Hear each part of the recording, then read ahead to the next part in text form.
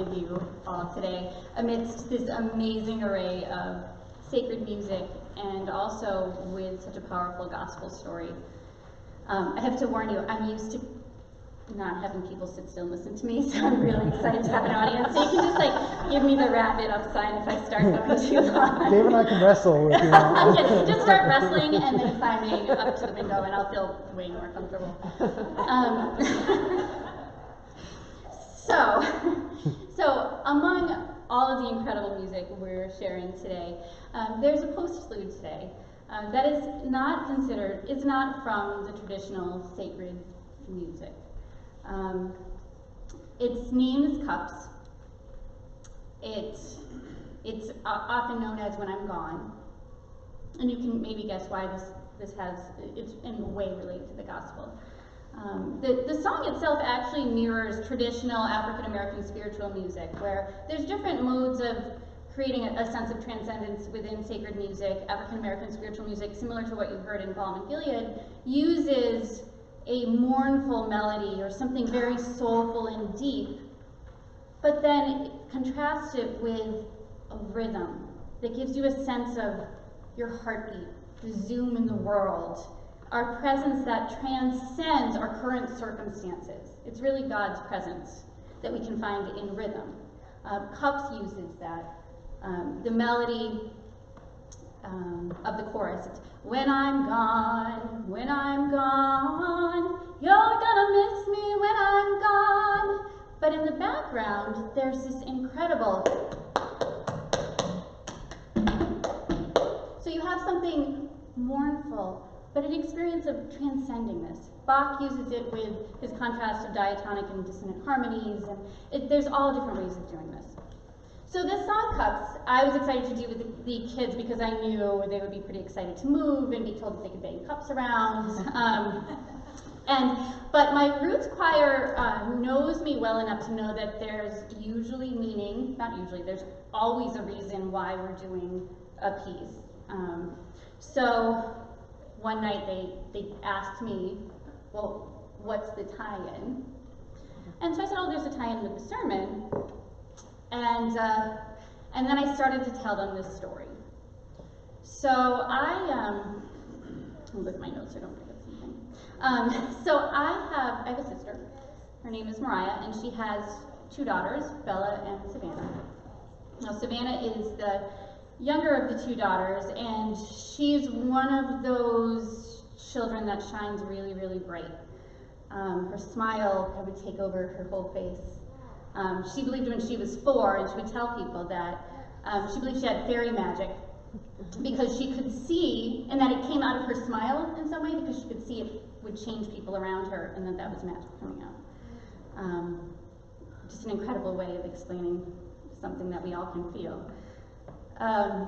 So Savannah was, that same year that she was believing in fairy magic, was also diagnosed with cancer, a rare form of cancer that would move quickly. She underwent bone marrow treatment and was declared cancer-free for a bit, but relapsed. So we found ourselves in a position of, that many of you I know that have experienced this, sadly, with someone that you love having cancer, where you're always hoping they can have that next treatment. And so I called her. And she answered the phone, and there was really loud music in the background.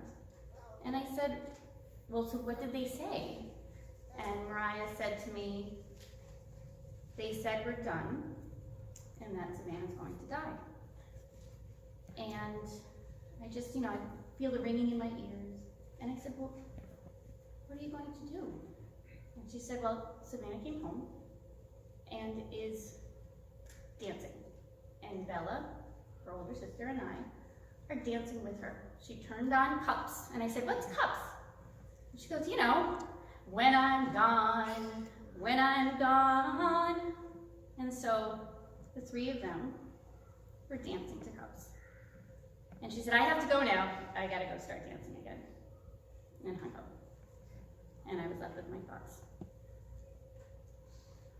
So, when I told this story to the Roots Choir, I could tell tell they were very sad, and that was not my intention. It's Lent. We had Ash Wednesday, and on Ash Wednesday, we're reminded that we're all going to ashes and dust. But it's also good to remember that everyone we love is also going to return to ashes and dust. Our parents, our siblings, our spouses, our children are going to grow up and go away. We hope that we will not experience them dying. But aren't we really all just dancing to cups? And if we're not, we risk giving way to apathy, despair, feigned indifference, all the things that are almost really just worse than admitting what the true nature of our existence is, and just choosing to dance. So to go back to the gospel story, I remember thinking as a kid when I heard this story that Judas really had it right. I'm like, I don't get it. You know, I think he should have sold it too. But as an adult now, I can think, what was Jesus trying to say? And I think that he was reminding us that not only is it good to honor God, the presence of God's gifts around us, but it's right to honor them extravagantly. We're talking a year's wages. And to celebrate what is right in front of us. There will always be work to be done in the world.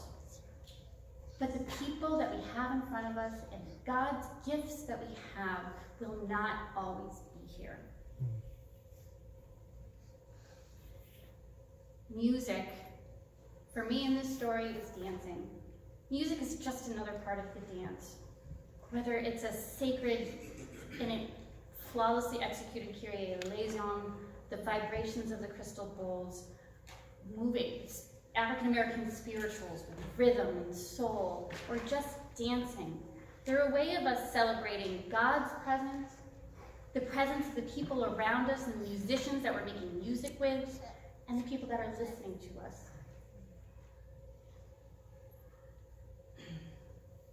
So I have a footnote to this story. I asked my sister permission to share this story with you because it's not my story. And she said yes, she was so happy that Savannah's name would get to be shared with people. And she added this. So Savannah died on a Saturday at home, surrounded by birthday party decorations from her 7th birthday that some of us had put up a couple nights before as a surprise for her. And we were all together the night after she was no longer with us. And we sat around in that same room, quietly, not really, just being together and being present with each other. And there was music playing, and my own daughter got up and started dancing. And she took Mariah's hands and pulled her up and tried to get her to start dancing too. And Mariah said to me, I really regret not dancing. Mariah said, no baby, I can't dance yet. And I said to Mariah when she relayed this other part of the story to remember, I said, but you said not yet. And that's okay too.